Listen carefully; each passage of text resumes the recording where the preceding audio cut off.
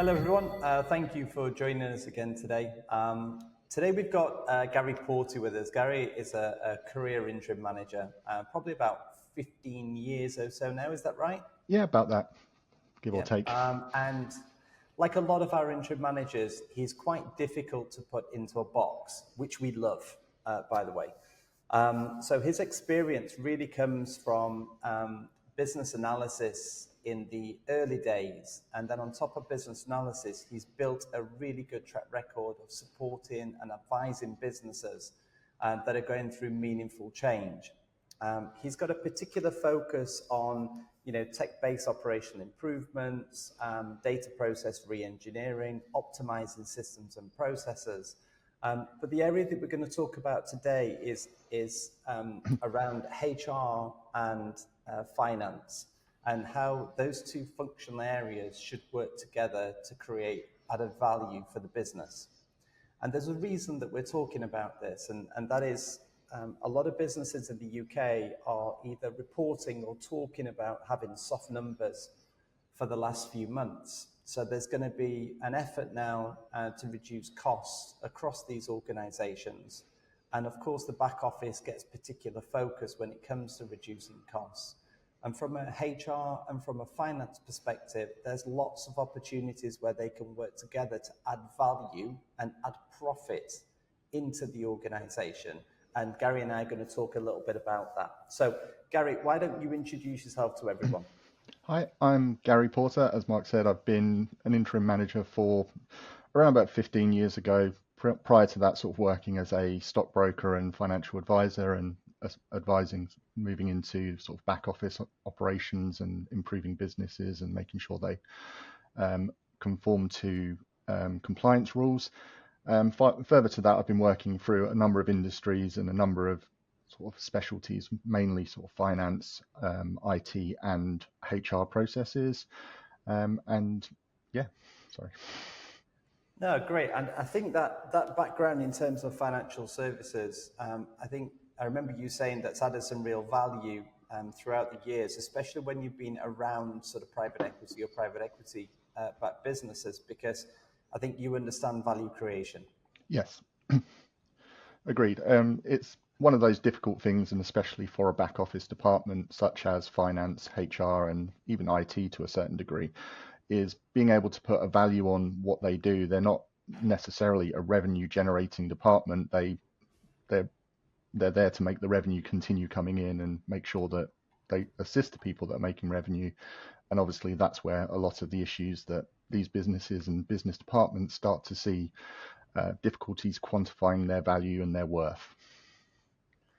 Which is exactly the subject we're talking about. I think that the title that we came up with, because I like to always anchor around the title, especially when we're speaking to people who've got broad experience. I've got broad experience, you've got broad experience, and we can end up going down all sorts of rabbit holes. So this helps us focus in one area. And what you've just said there is exactly what we're talking about with our title, which is how to connect HR and finance for value creation. So tell me a little bit about some of the experience you've got in that space. So some of my projects, I've worked on a loyalty program where their biggest issue was trying to deal with making sure that they actually can bill and looking at their underlying data. And some of the issues that you do start to see with that is they go out and buy new systems, they put all the systems together and it doesn't join up. From a HR point of view, you also see similar kind of processes, and where the two businesses actually join, most of the time there is just a failure point, which is between HR and finance, such as HR trying to hire somebody new. They then have to go through a financial approval process, and that happens sometimes regularly, sometimes not. And when you're actually looking in a very profitable market, so we've had some good times in the past, that process works nice and smoothly. Now we're actually looking at retracting markets. I'm not going to say we're in a recession, but the markets have retracted and companies are now having to push to generate value. Finance have to put their foot down and say, no, we need to see more of this, and HR obviously bear the brunt of it. So there's the connection points that start to break down, and that doesn't really help the business in any way. And most of the time it is because there is no join between the two businesses apart from these generic touch points. So things like headcount planning those systems normally work really well for businesses who can do it. But when you're looking at that ad hoc hire, so from a HR point of view, someone leaves the business, you then have to quantify what that person is worth at market rates for who you're going to replace them with. And then you've also got to explain that to finance. And while they're two sides of the same coin, they view things in a very different way.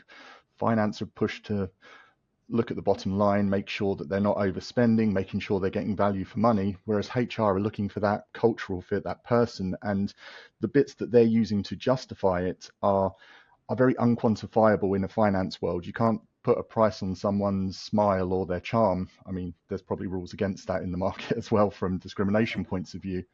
I always like to think of it as kind of the doorman, or sort of in my earlier years of career, I worked in a gym and they had a receptionist, and he was happy doing his receptionist job, but everybody knew him. Everyone in the town knew him. He was personable. He sort of had those extra X factors that people loved. He brought people into the gym without even knowing about it. But how do you quantify that as a salary? You can't just turn around and go, oh, let's pay him twice the amount of another receptionist because he's that good. You've got to be able to put those baselines in. And unfortunately, that skill set of being able to turn features of a person or personality traits into a value is not something that HR can do, and it's also not something that finance can do. So that's kind of one of the first points I always try to get across, that you need to look at is you need to both be singing from the same hymn sheet, and you obviously have to do that by what data do we capture about that person and how do we identify it, and then from an interim point of view, how do we identify that requirement that needs that skill set? How does that reduce revenue, increase revenue, or reduce costs? Yeah, it's a good point. I always say when we're recruiting for clients or we're working for clients, my job partially is to make sure the skill set is right, partially is to make sure that the culture fit is right. But actually one of the big parts of it is making sure that the interim manager's emotional intelligence is on the same wavelength as what the rest of the board is, or supplements what the board has. And that's one of those things that's quite difficult to do. And, with experience, it gets easier, of course. I've been doing this a long time. But sometimes I'll go to a client and say, I know you're asking for this. Please allow me to put one CV forward that's slightly outside of what you're thinking. And this could be on a permanent basis as well as an interim basis. But trust me, they just get it. And this is why you need them inside your business.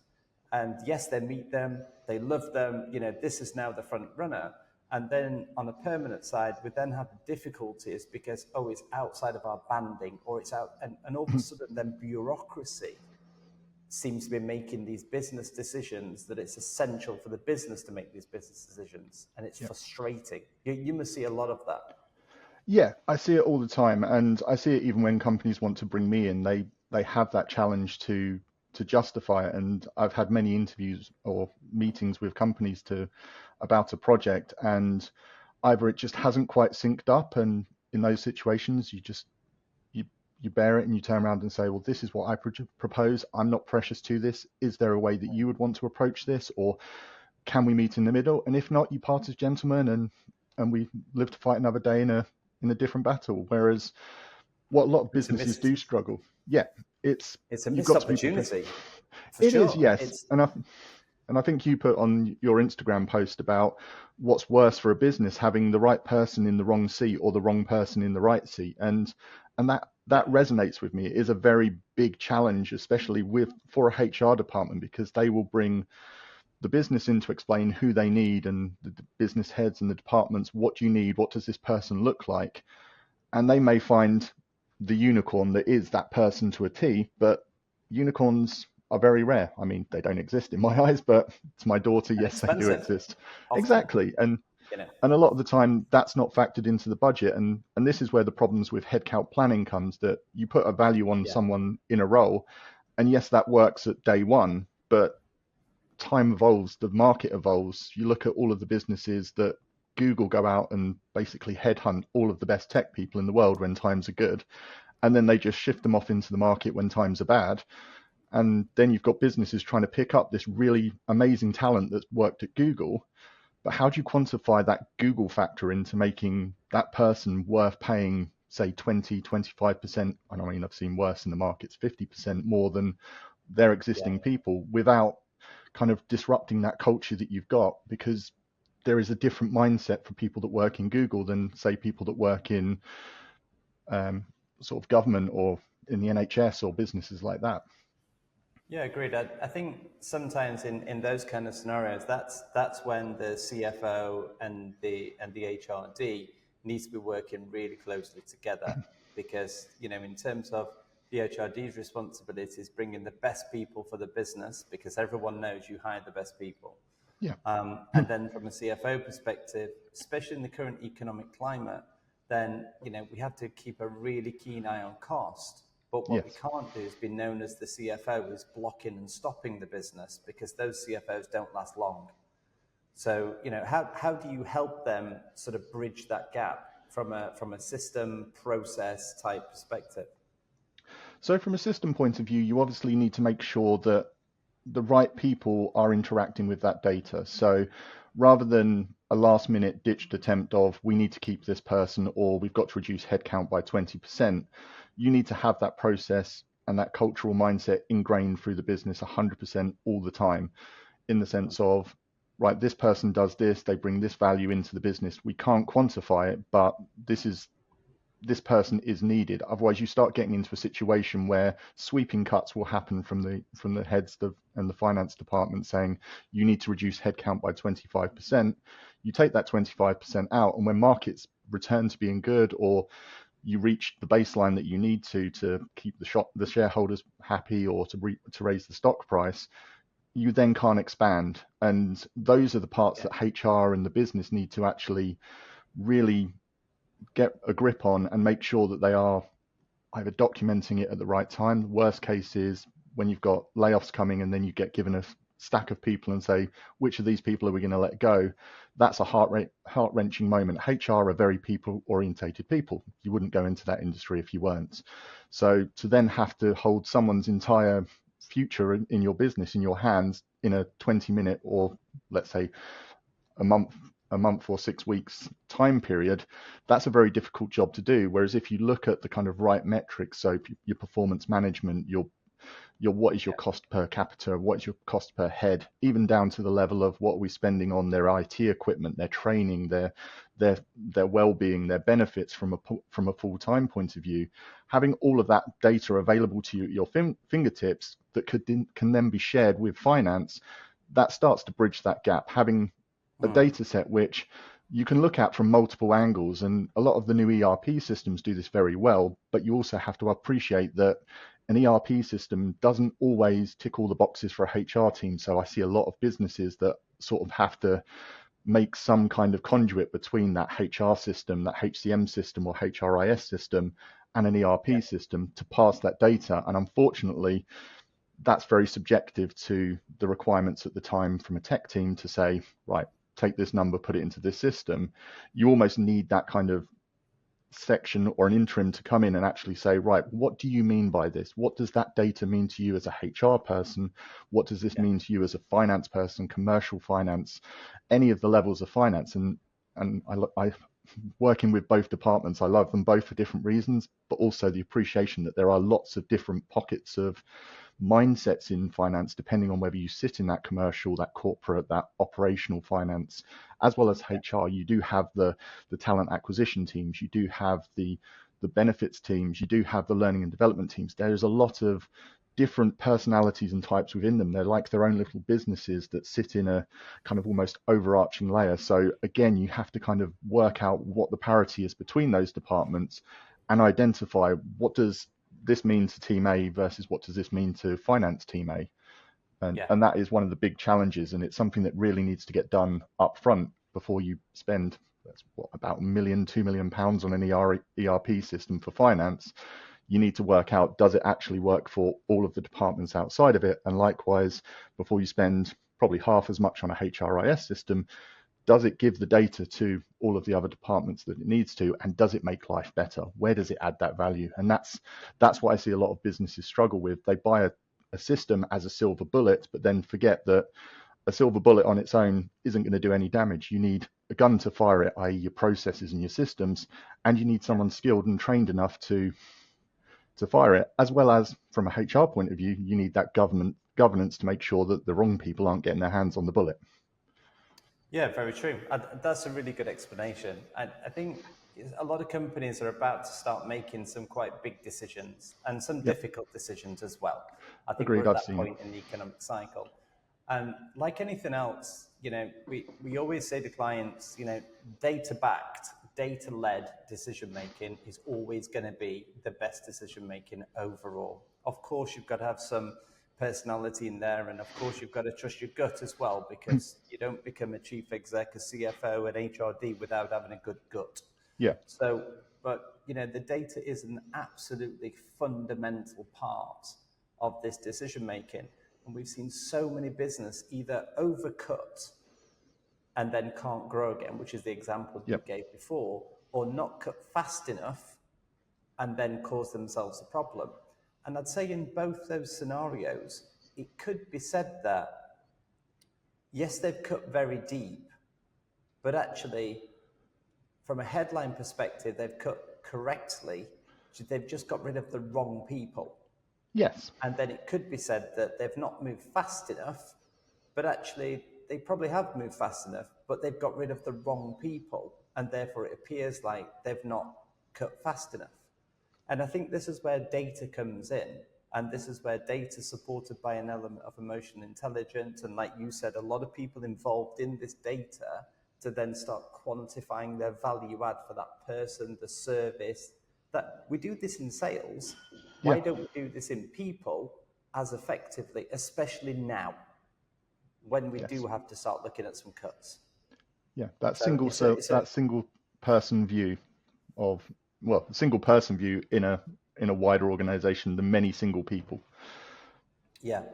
Now, you mentioned about ERP systems and the silver bullet, and I'm smiling because it's a conversation I have daily, and I probably always will, Yeah. and that's okay. These things are ever moving. But if someone has implemented an ERP system, implemented an HRIS, because they're going through, let's say, a grow-up phase and the business is growing, and we know when revenue's coming in, everything else kind of works itself out. But when the revenue slows down a little bit, that's when the problems start to back up. Is it possible to do what you've suggested once the ERP system and the HRIS system has already been implemented? As in, can you do this retrospectively? Yes, is the answer. I mean, you Oh, can do anything retrospectively. You can, of but it course. is a very difficult task. And the issues that you start seeing is sort of the data quality side of things, because when you implement an ERP system, you go through all your teams, and any implementation provider that you have should go through and do the configuration with you. And those can be workshops that last days, months, years, even depending on sort of what you're doing. I mean, I've seen sort of statistics out there that your kind of HRIS integration with ERPs can take anywhere from like 6 months to 2 years. And I think that's probably about reasonable. I think a year is probably the sweet spot and what most businesses would hope, but you're always going to be dealing with kind of that legacy data, that data mapping, that kind of change in taxonomy. So one system is going to look at it one way, another system is going to look at it another way. And if you look at the kind of trends in the market of people going to kind of your Oracle ERPs, your Microsoft Dynamics versus kind of SuccessFactors seems to be the one that I get brought in a lot of the time to look at from a HR point of view. They're from different providers. Yes, you can get connectors, and big companies make a lot of money making connections between it, but you then start to see that you have lots of gaps in your data, because when you implement the system, you don't think you need to know. I mean, I've been places where people have asked for shoe size for their employees because they have PPE, which is a great thing to do. But an ERP system isn't set up with that in mindset. It's very difficult to retroactively put that data in. As I said, it can be done. It's an expensive task depending on which system you've got, or if you have that internal skill, then that's brilliant, you can do it. But you're always going to have those gaps in the data, which becomes a costly activity that some businesses aren't willing to bear the brunt of in these points, because you are going to have to bring in a proper data analyst, the data scientist, who's going to look at the data, go, yes, there's a gap in there. And I've done this for a couple of companies where you look at the data from cradle to grave between the systems and say, well, what are the critical data points? Because those are the most important ones. You need to get those working. Does that data always exist? Because if the data doesn't exist, there's no point in doing data quality checks. So your first check is always, does the data exist when we think it should? No, right? You need to go and fix that. And it's very much sort of fixing the sinking ship, the holes that are always there, going and patching a hole. Where's the next leak coming from? And yes, you can do it. And I've done it to a degree of success. I mean, there's always gaps that you'll miss, but it's those lesser risky ones. But being able to kind of identify it, and the problem with us interims is that we'll go into a business, fix these things, and then you move away from the business. Who's to say that someone's going to sit there and maintain a dashboard that's telling you, oh, that data's dropped down there? So for those businesses, I've always put in place kind of a Lean Six Sigma tool that I love to use, which is an FMEA tool, and it's failure mode exception analysis, and it very much looks at what problem is there. So a dashboard gives you a red light. Okay, what's the problem? What could that be? So your root cause analysis, who's responsible for fixing it? So rather than having a poor data engineer running around going, oh my God, we're missing that data, right, that belongs to this system. It was created at this point. Why wasn't it created then? Go talk to that person. It might be a tech issue. It might be a third party issue. It might just be a kind of slip.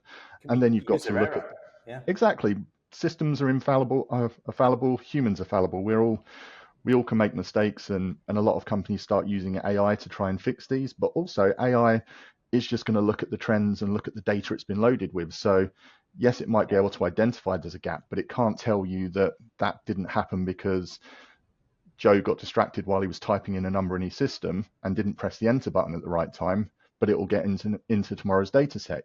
You have to employ someone to look into that. So it's that swings and roundabout things about, you can do it, but it is a very difficult process. And most of my career has actually been sort of coming in when these systems don't like to talk to each other and the issues are starting to arise. I will come in and I will do this kind of forensic look at these. And a lot of the time it is purely down to, we didn't configure the system to look at that, or it wasn't thought of at the time. And like you said, the interim mindset is having someone that will look at it from different angles and bring all those business units together and say, what are we missing? There's got to be something missing, because there are people out there who are probably screaming in the business saying, oh, I need this, I need this. And that's when you start getting that Excel paradox, where people start documenting things on Excel spreadsheets and creating their own little databases, and then they don't integrate with the system. And then you get to the point where you start to try and integrate them to the system, and you then have to create an entire data quality framework with a whole team behind it to make sure that data from every single data point is giving you everything you need. Now, obviously, there is room in the market, and companies are sort of doing these. You get your CDP system sort of joining up all the data and all of these algorithms, but again, it's a costly process and it's more expensive you have to put on your bottom line, which obviously makes finance their job a lot harder, because they have to quantify a system that is basically down to wastes and defects within their own processes. Yeah, but I think most businesses don't have a perfect system. No. And things do change. And sometimes they don't need to look at redundancies. They don't need to look at cost cutting. They don't need to look at how the back office adds, profitability to the organization. But at the moment, they do. And this is only going to gain pace, I think, over the next sort of couple of years. So how can, a CFO or a HRD, in a non-invasive way, hire someone like you to come in and have a look at their systems, have a look at how they're joined up, and how do you then suggest, or what kind of suggestions do you make that can help them in terms of adding value to the bottom line? That's a good question, and it's something that obviously I always ask myself when I'm sort of marketing with new clients and trying to identify where I can add value to a business. As I said, I love Lean Six Sigma, and one of the tools that they use quite a lot is called a Gemba walk, which is, I like to use the visit the shop floor kind of analogy rather than the visit the crime scene. It's a lot better for the businesses, but actually sort of doing that investigation into what works for the business, what doesn't. I mean, one of my favorite questions when talking to kind of the employees at the lower levels is, what one task do you have in your day that you really, really don't like to do. You struggle to get up in the morning to do it, or you leave to the last minute because it is so arduous. And if I could get rid of it and make your life better, what is it? And you'd be surprised how many people come out with these things.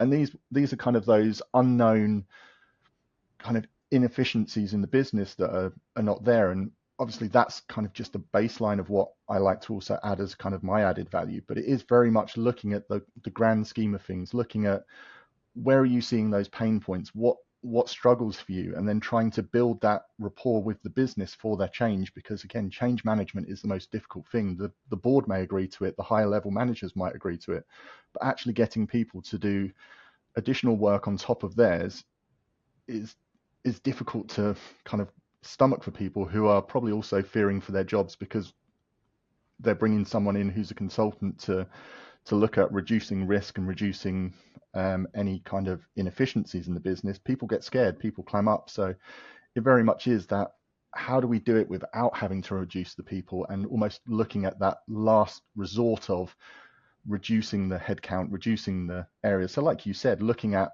we need to make these cuts, but we don't want to make these cuts prematurely, because we'll end up cutting the wrong thing. And then we've got a slow thousand paper cuts where those are starting to slowly attrition of the business, and you end up in a position where you can't grow, or you need to hire an interim again to stem the issues and cut everything back and bring it back to status quo.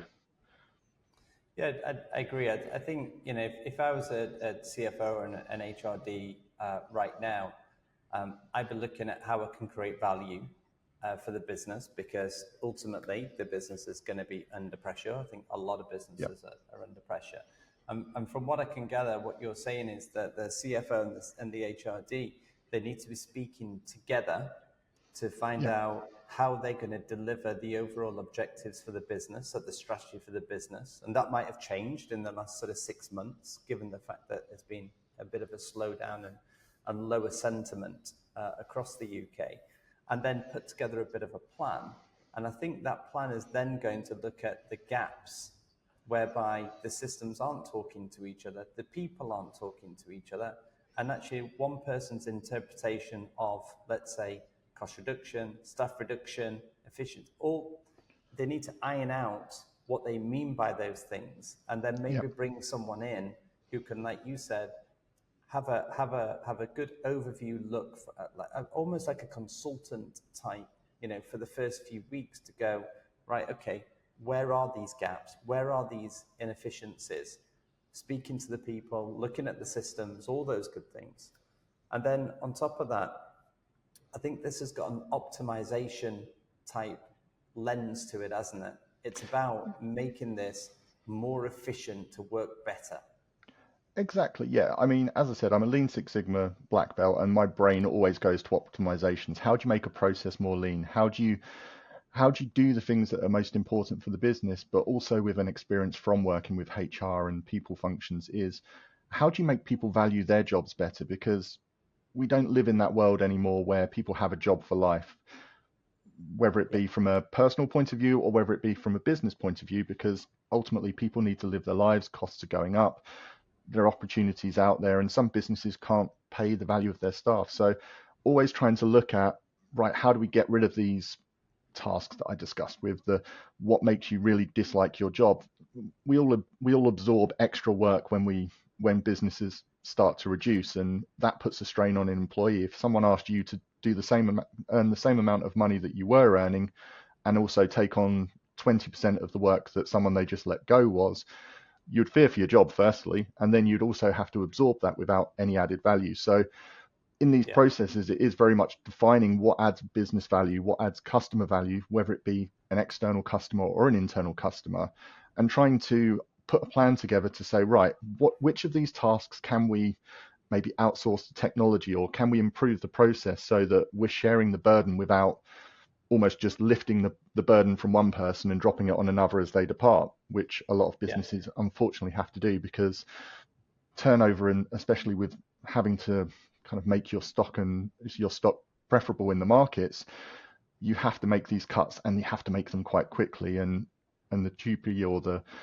kind of consulting periods, are now sort of dropping from what used to be 2 to 3 months down to kind of 6 weeks. And Yeah. and and if you do go too deep, there is no one to hand over to. So unfortunately, that kind of gets shifted onto the desk of the remaining incumbents, who are obviously getting stressed, and then you've only really got two ways to do. You either have to employ more, or what a few of the businesses I've seen recently are looking to other alternatives such as outsourcing, or in the kind of in between steps of offshoring to countries like India or Malaysia, where they can outsource to another company to do the work for them, tidy up all their processes, and they don't have to worry about it. But unfortunately, that has its downsides as well. And I'm sure you've sort of seen it as well, where companies will out offshore or outsource 1 year, and then 2 years later they get so many complaints from customers or people in the business that they then have to do an entirely bigger project and bring it all back in house again, which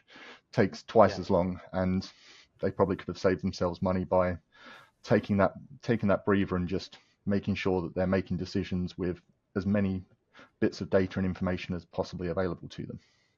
Yeah, I think that's a good point. We saw probably about 10 years ago that a lot of people would literally lift and shift and outsource, and a lot of those companies are now bringing that service back in, and have been for the last few years. I think now that we've got data and we've got people out there that can not only analyze processes, data, but also have the emotional intelligence on a personal level to be personable, empathetic. And these are the people who I say would, jump in the van with the engineer who's going out fixing stuff, Yeah. sit with the HR team as they go through a process of bringing someone in and hiring someone, literally understand and feel the pain of Yes. what some of these people are going through to add optimization. Now, I don't want to embarrass you here, but yeah, you have a high level of emotional intelligence Thank you. combined with a very strong logic thought process. For us, that's the best kind of interim manager to ensure that the business can keep all its processes in-house and fix them in-house, because that's what pretty much everyone wants to do. There has to be a very, very compelling business reason, financial business reason, I think, nowadays to outsource, because Yes. those skills to optimize are in the UK, and they're through people like you who have got the logic thought process, the skills, the toolkit, and the emotional intelligence to do it. So sorry, I don't want to embarrass you there, but I think it's a really good point to make, because you don't need to lift and shift anymore. You can fix.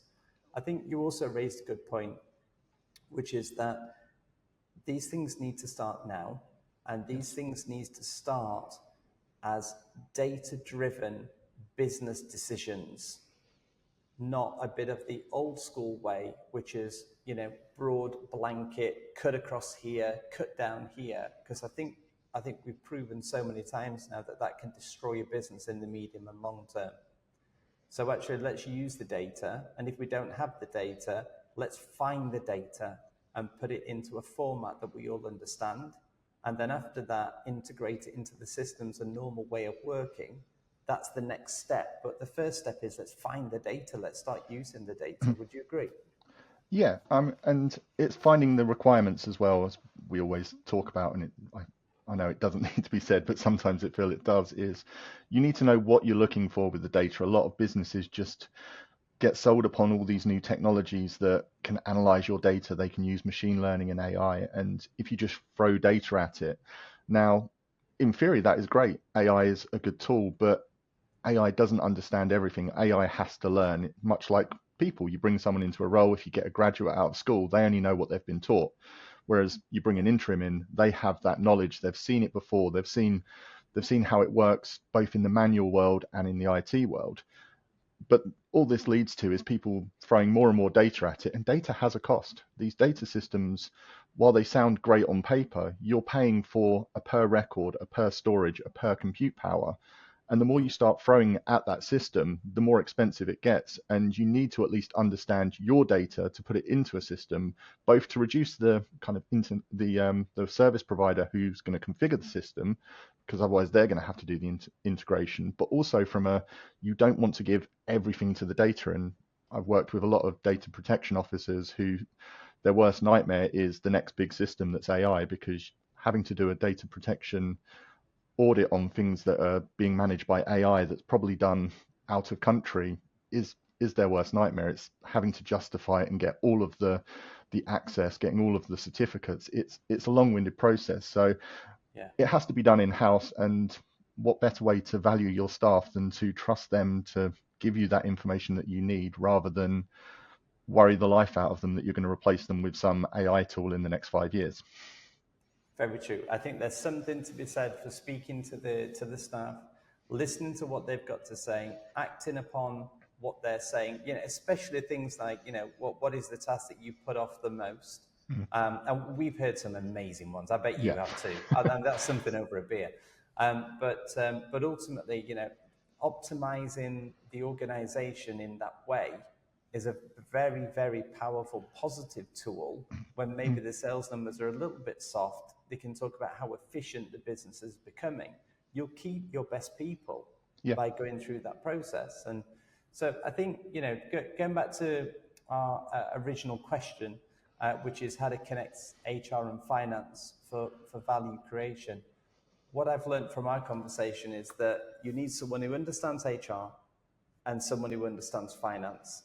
And you need to help them communicate in a language that they both understand, in parameters that they both understand, with a bit of flexibility that they both understand, and then get the systems and the data to then back that up. And then the HRD and then the CFO can start making decisions for the whole business that will start adding value into the business, and from a strong data set. Would you agree? Is that right? Exactly, yeah. You need all the cards on the table before you make your bet. And if we could all play poker like that, we'd probably not have many people losing money through gambling. That's very true. That's very true. Gary, I think you've added some real value into our audience, especially people from a sort of HR and from a finance perspective, who I can imagine have been just nodding as they've been listening to some of this, because I think every business does experience an element of this. I think if you were a forward-looking HRD and a forward-looking CFO, FD, then this is the route to go down to make sure that you're supporting the business in the best way and helping with value creation.